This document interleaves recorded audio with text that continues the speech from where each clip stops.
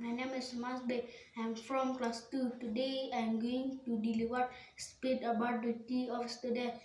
First and foremost duty of student is to study. Beside this, every student should do some social work for the development of the society. A student should have many questions which will attract others to follow him, which will then must wear discipline, wear behave, which this word I conclude my speech. Thank you.